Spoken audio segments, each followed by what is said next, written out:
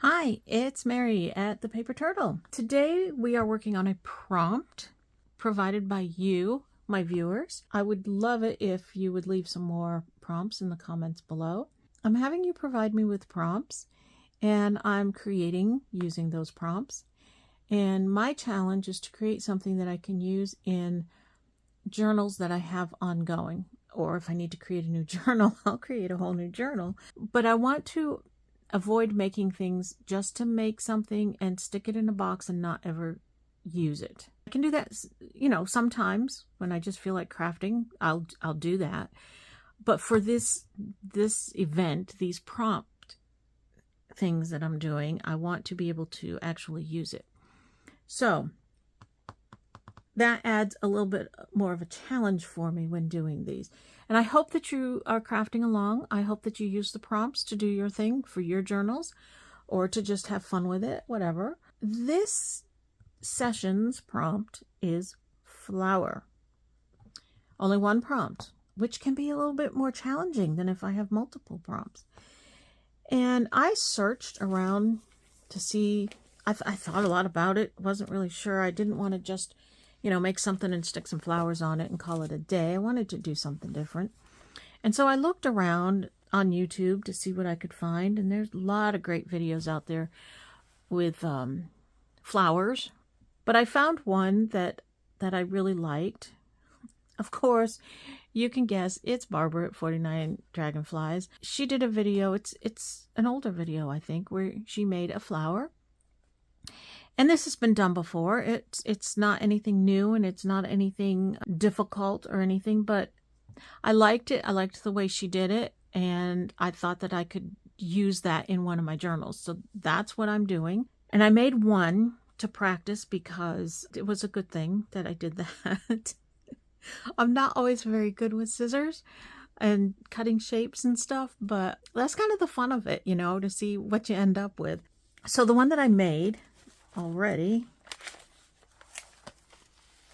is this one right here, and it was fun. It's just a layered flower. Yes, it is a flower. My brain was thinking fabric.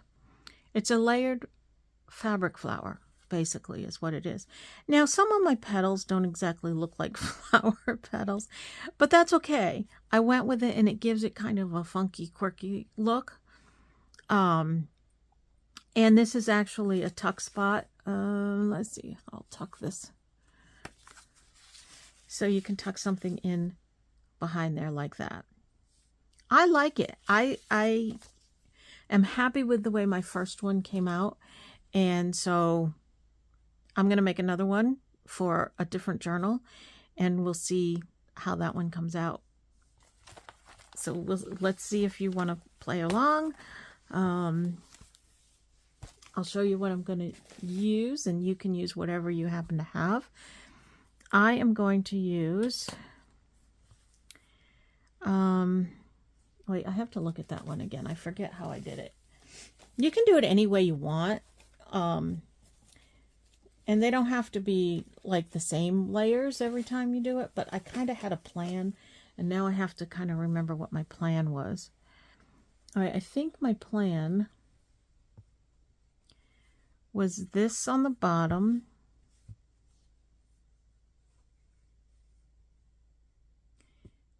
then this, then this, then this, and either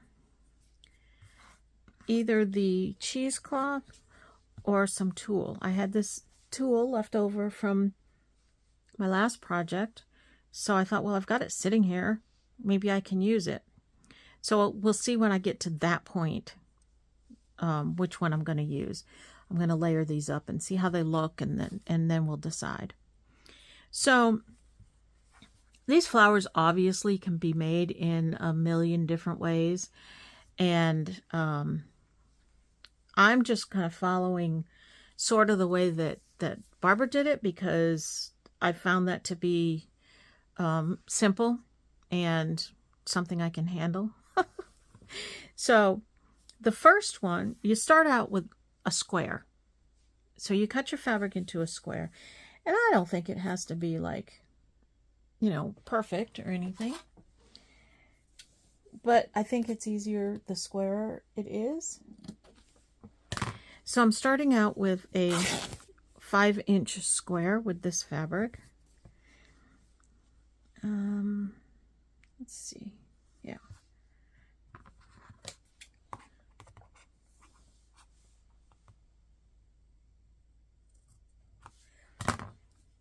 And then once you have your square,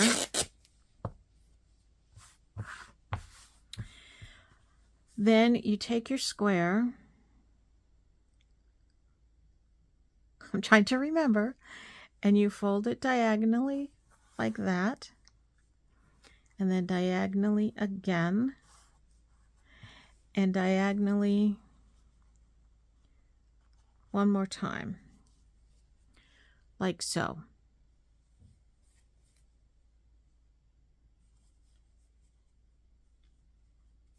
And I think, I hope I'm doing this right. If not, I'm going to have to do it all over again. You hold it like this with your edges at the top like that. And your fold down here. You see that? And then you start cutting.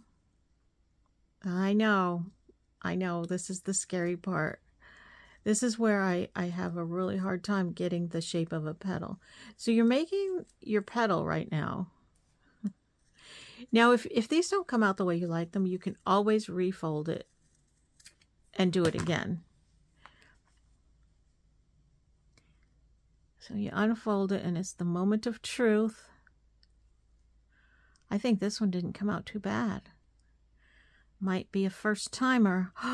Yeah, that one came out pretty good. Okay, so there's the bottom petal. And then you just do the same thing for your other petals. Now, you can do this like with any materials. You can make these like really grungy if you have fabrics that are like coffee dyed and you know, you can, Barbara does hers very grungy. I can't even begin to get that look, so I don't even try, but it's really cool. I just, my style is a little bit less grungy, a little bit more plain, but you do your style, and it'll come out the way you want it. So the next one I'm going to make a little bit smaller, so I'm cutting this one at 4 inches square.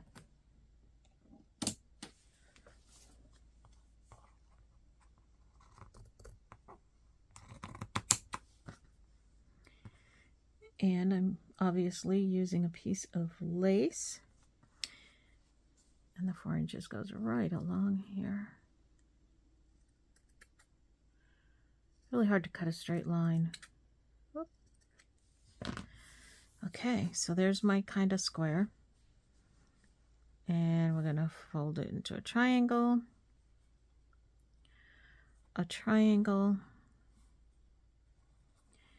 and a triangle. I'm going to hold it like this. My folded edge, my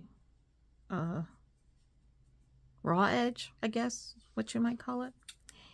And I'm going to try to cut this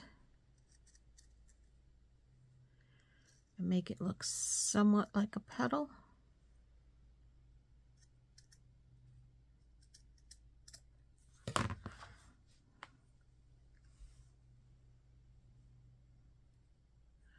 Oh, see what practice gets you?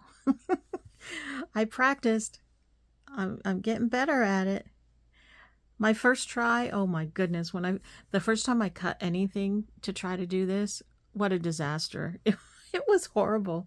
It was really bad. But I practiced. I kept trying, and I finally, I think I got it down to where I had something that looked like a flower. And so then the next one is going to be 3 inches. And obviously you can make these any size that you want.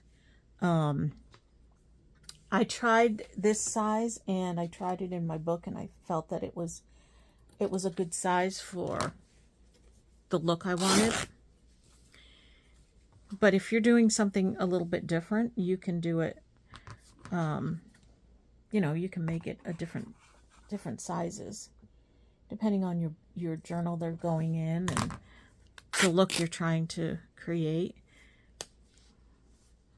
All right, here's my 3x3. Oh, they're getting tinier and tinier. And we're going to fold, fold, and fold, and hold it like this.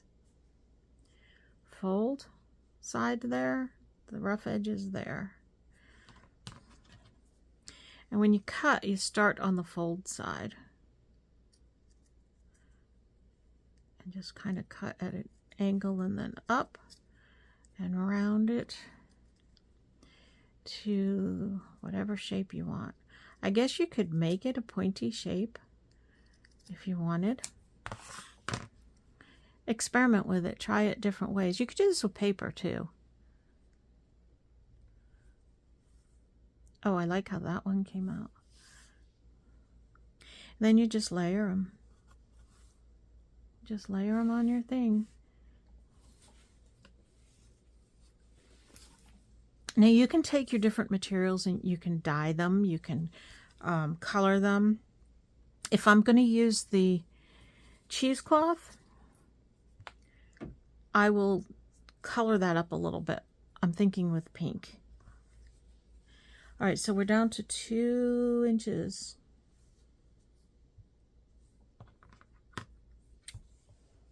I think I'm going to make this one about 2.5.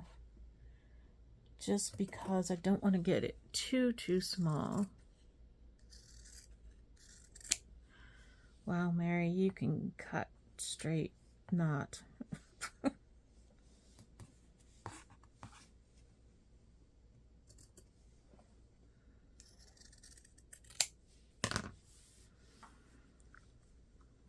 So when it starts to get tinier, I think I'm going to trim this. It gets harder to fold it.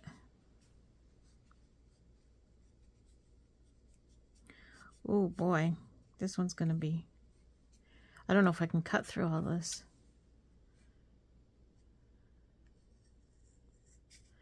Just barely. Probably should have used something, maybe a little bit thinner material. But what I was going for was texture. You know, you want different textures on it.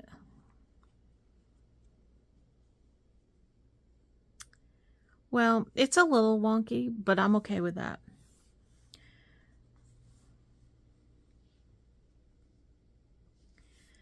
All right, and I think I am going to try to do a little something with this cheesecloth. So what I'm going to do is I'm just going to take a little piece. I'm not going to shape this into the flower. This is just to go kind of underneath it a little bit. So I'm just going to take a little piece here. And I'm going to get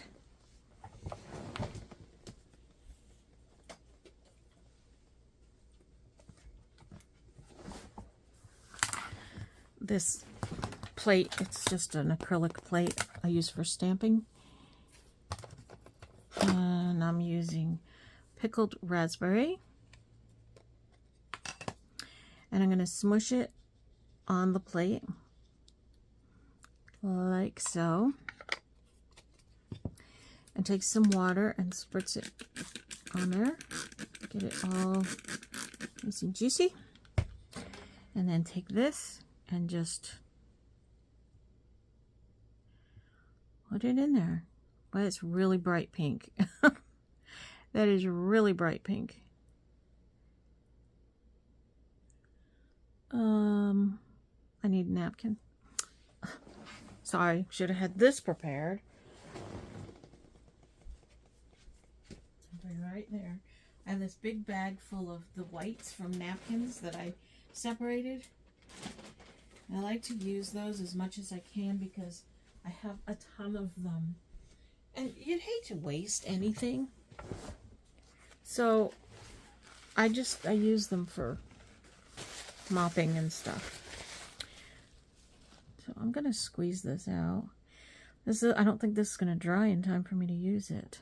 That wasn't very good thinking, was it, Mary? It might.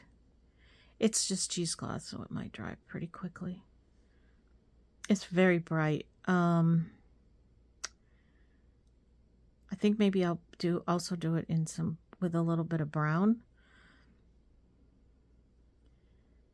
And then maybe that will tone it down a little. Let me mop this up. I have a paper. Just take any piece of paper and you mop up your whatever you're using. And then that way it dyes your paper. And then you have a cool dyed piece of paper too.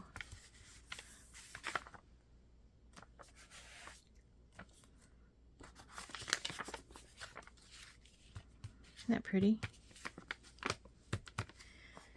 All right, set that aside. Grab another one of these. Just mop this up a little bit. So if you want to like dye something really quick, whether it's paper or a piece of fabric, this is a pretty quick and easy way to do it.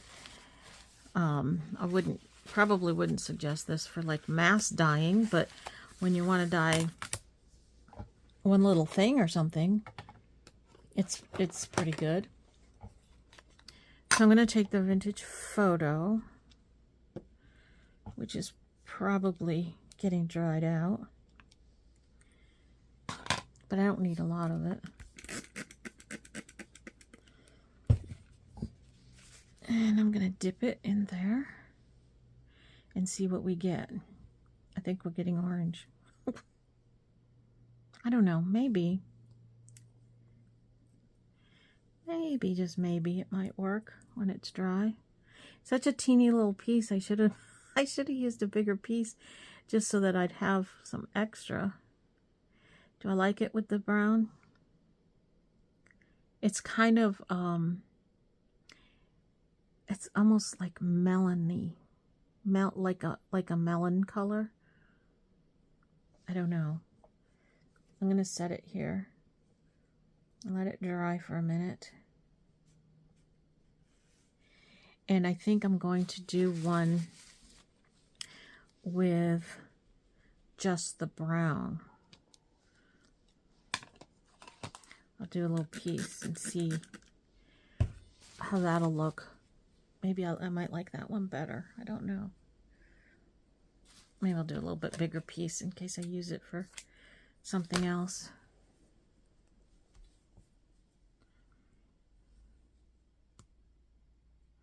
Well, the vintage photo does have kind of almost an orangey tone to it.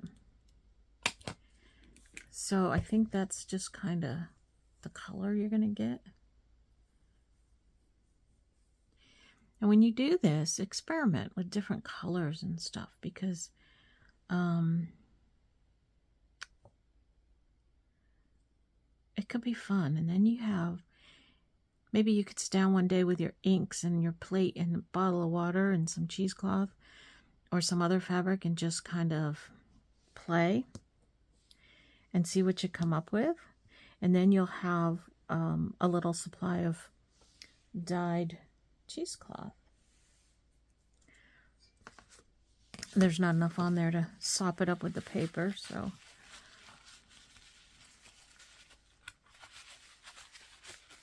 I'm going to use one of those two. Now the problem is right at the moment they're wet, and you really should let them dry before you use them. I could get my blower and blow it, but I don't want to do that on camera because that's loud. Kind of a pain in the butt. We'll just do this. And, I mean, it's not bad. Look at this. It's making my napkin kind of a funky yellow color. That's weird.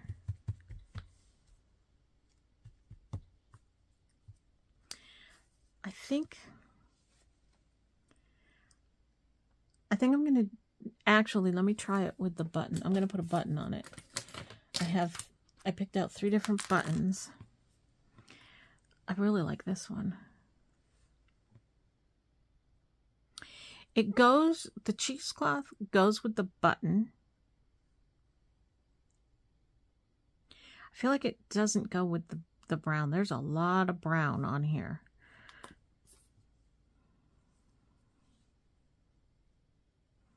I won't put that much on, but yep, I'm going to have to go with the brown. I think it just kind of looks a little bit better.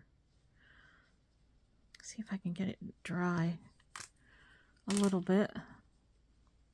All right, so we're not going to do the pink, but now I've got a little piece of pink cheesecloth for future use. I wonder if I should have dyed this a little bit. No. I'm going to leave it. But I think what I might do is put a little bit of ink on the edges of these. Just to see if I can get it a little bit distressed looking. A little bit aged looking. This doesn't work quite as well on fabric, you know, but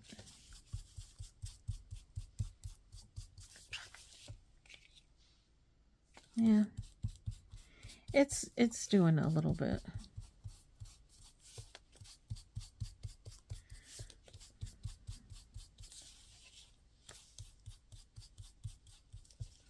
So when you're playing with something like this, just try different things and see what you end up with that you like, you know.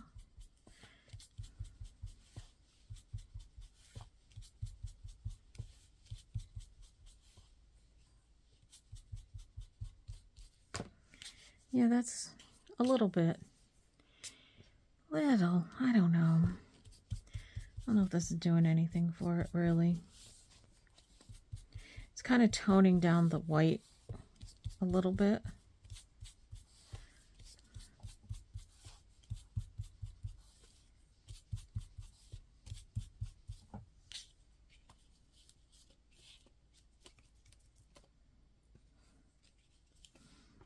That goes under there. And there.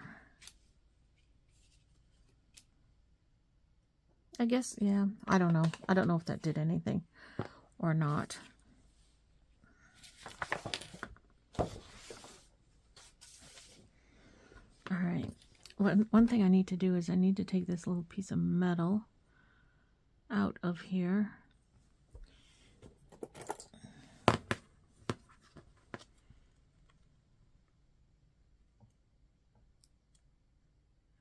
Little wire in there that we don't need because I'm going to sew the button on here. And I'm using this. And where's my needle?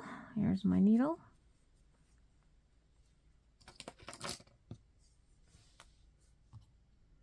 Can I thread this without a needle threader? Probably not. I don't need too much.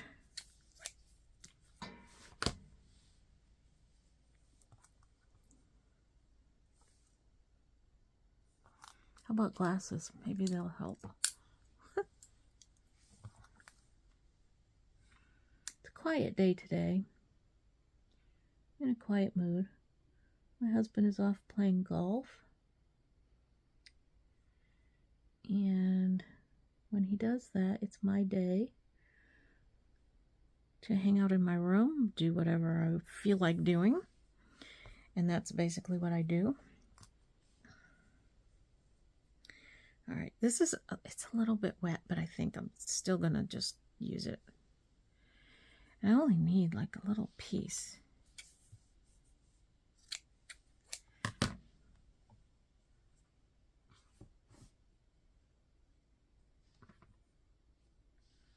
Yeah, I like it. Okay, so now you just position everything where you want it.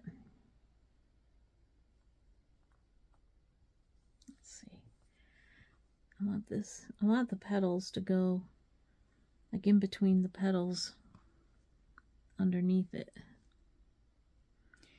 which is hard to do when your petals aren't very even,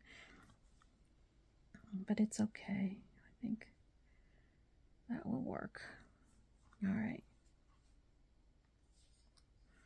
Now let's hope I can get the needle through the fabric. Ah, I did. The last one I did, I didn't realize I had a really dull needle, and it was not going through that fabric, the layers of fabric. I was like, oh no. I was really struggling, and I don't know why I didn't just stop and go get another needle. Do you do that? Do you sit there and you struggle instead of like changing it up when you know it's just easy just to go get another needle or whatever? Silliness. Silliness is what it is.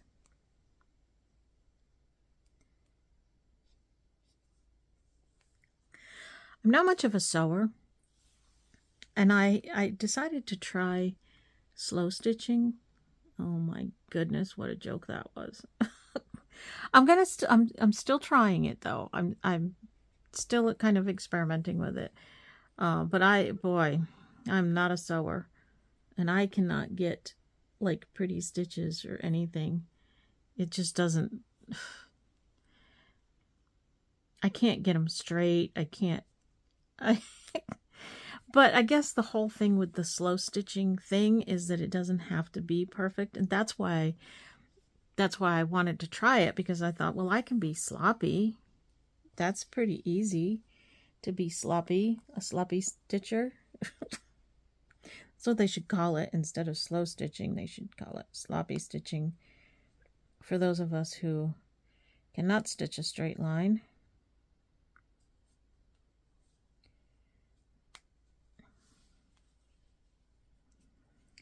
But I'm trying to make a needle book, because I've been wanting a needle book. I have all these needles, and I've been wanting a needle book. I've seen other people with their pretty little needle books, and I thought, well, I can do that. I can make one, and I'll do it with slow stitching, and that'll be a cute little thing. And maybe if I do really good at it, I can, give them to people as gifts or something.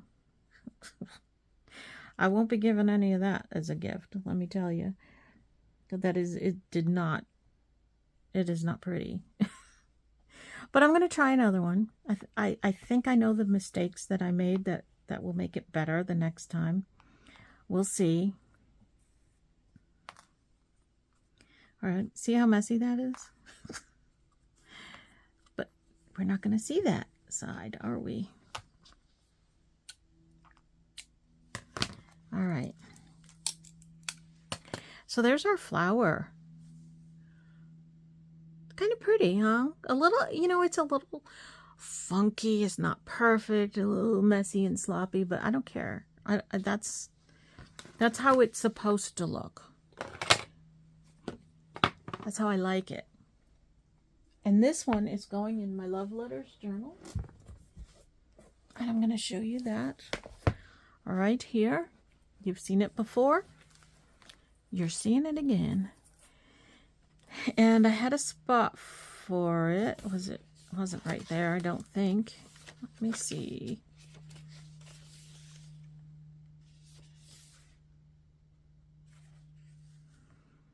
Mary, where were you going to put it?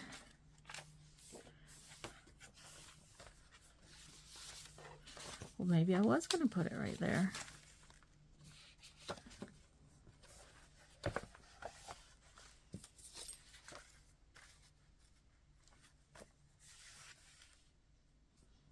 I like it there.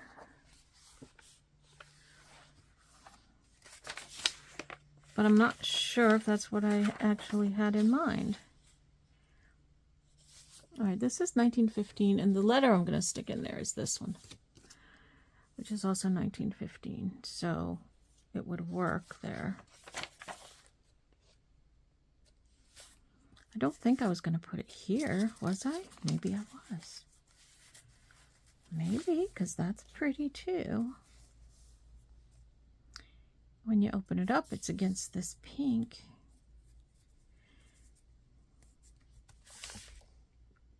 All right, I'm going to put it here. I like it.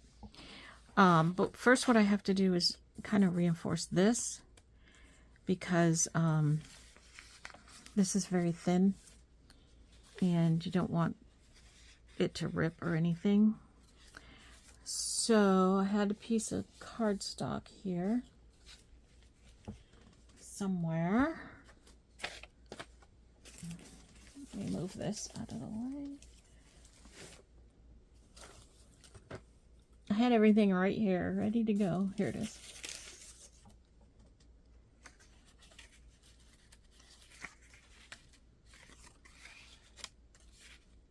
I need a bigger piece. Hold on.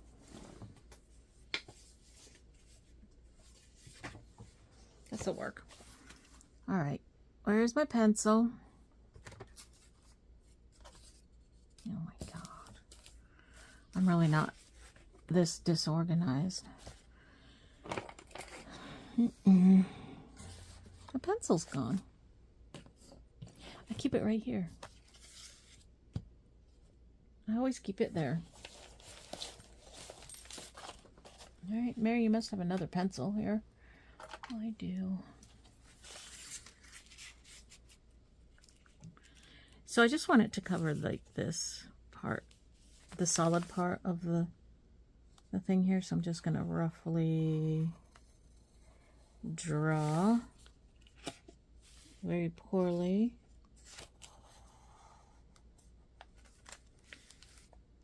I did that kind of wrong, but anyway, gives me a basic idea.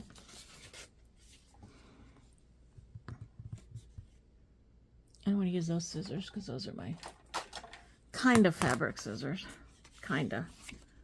I use them for different things, but you know, you should, to keep your scissors nice and sharp. And I don't know which dulls them, the fabric or the paper, but you should have one pair of scissors for paper and one pair of scissors for fabric. Supposedly, that's what like the professional crafters do. Oh, that works perfect. But I get them mixed up. So then they say, okay, but you're supposed to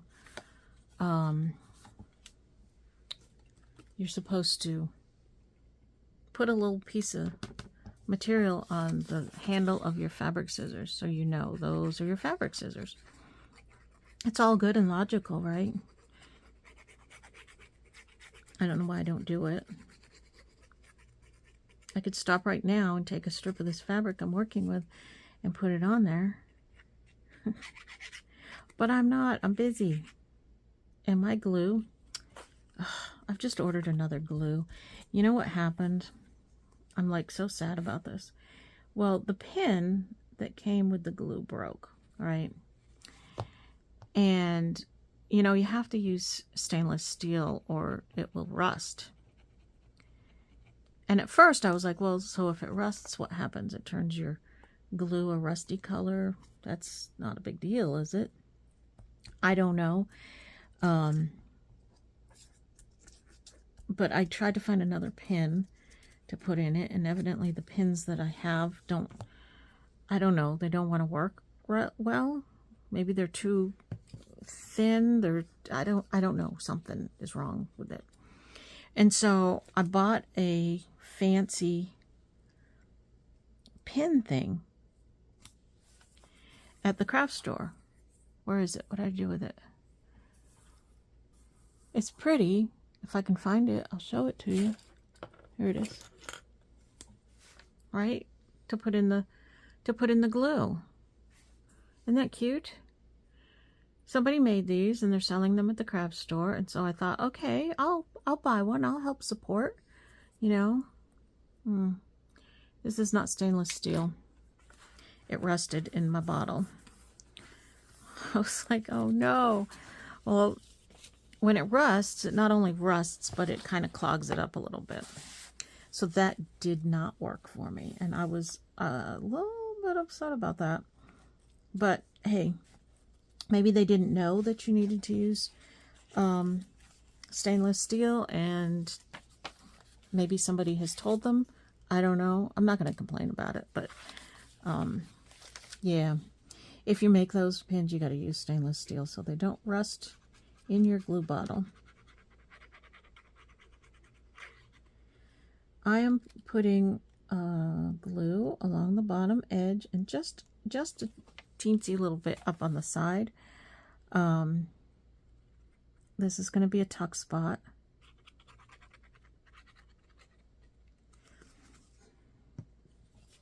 So that's all I want to glue. And I'm putting it right on the edge here. So this is a doily that I used half in the other, on my other flower. I had already cut it in half.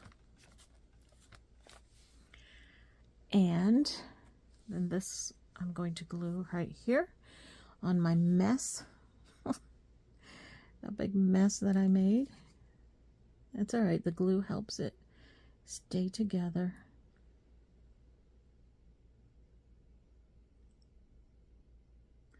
Probably should have put like a different kind of glue on the fabric, but that's all right. I think it'll work just fine. And it goes right here. And I have it overlapping the page a bit so that you can see it when you turn the page. Oh, it's so pretty.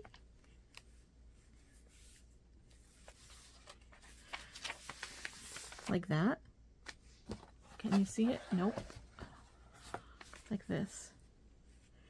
I have bigger pages, so you're not going to see it like when the book is closed, unfortunately. But that's okay. You can see it once you open it, and then when this page is open, it'll be laying against this pretty pink lace paper over here. So that looks really nice. I like it. I think it looks good.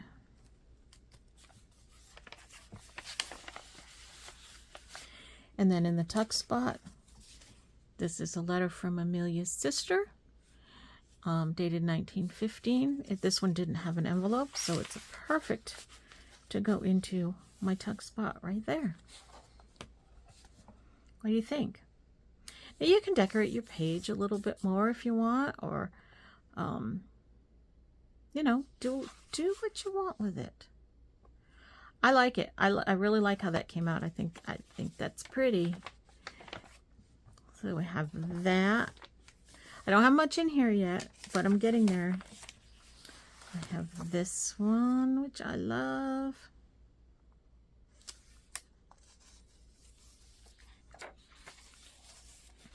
And what else did I do in here? Oh, the envelopes, the stacked envelopes. That was a prompt video. You can go back and find that one. I haven't put anything in the pockets yet, but when I come across things, they'll go in there. I like that one. I think, is that all I've done in here so far?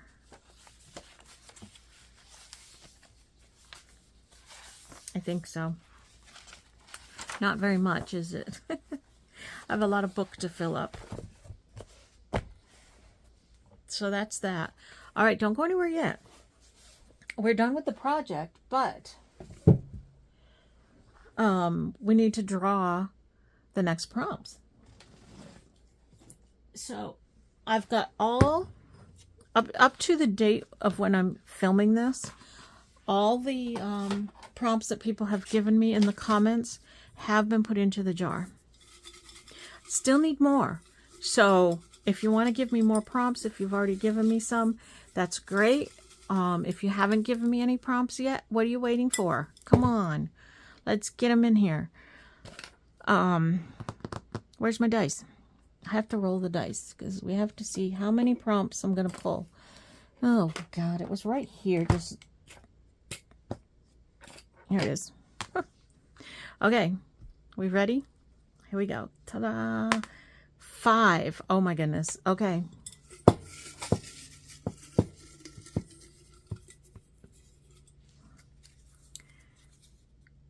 All right. Eyelets.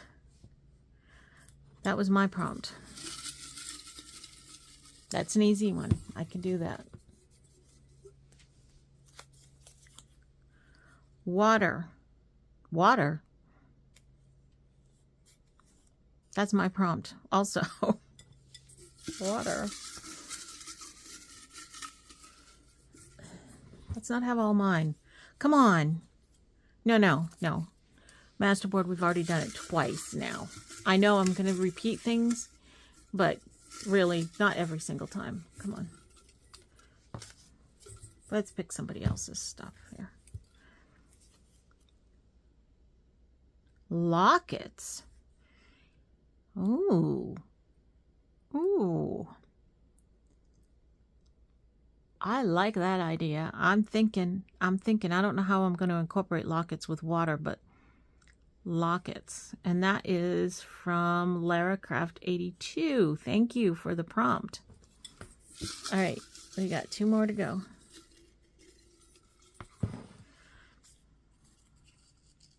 No, no, no. That's one of mine. I know, I'm cheating, but I want to do yours. I don't want to do all mine. This is why I need more. Give me some more prompts, you guys. Oh, flowers again. I can do flowers again. That's all right. And that is from Shrell Kaufman 9303. Is that how you say it? Thank you for the prompt. One more. I don't want one of mine.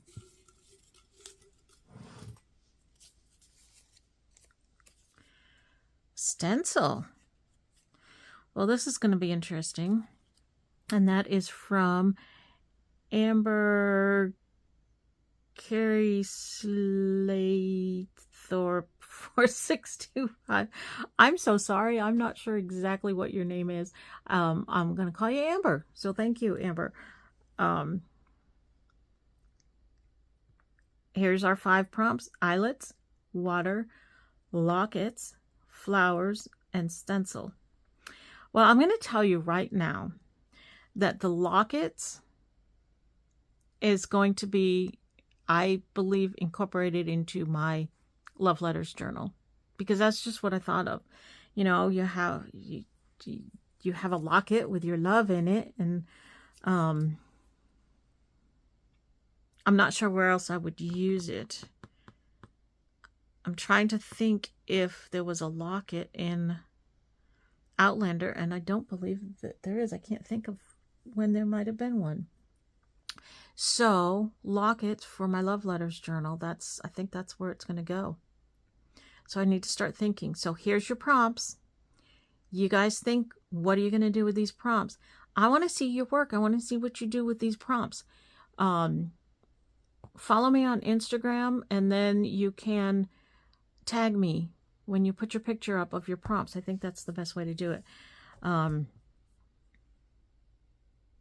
you can hashtag it, I don't know, Mary's prompts or something like that. Prompts for Mary, or I don't know. We need to come up with a hashtag, I guess.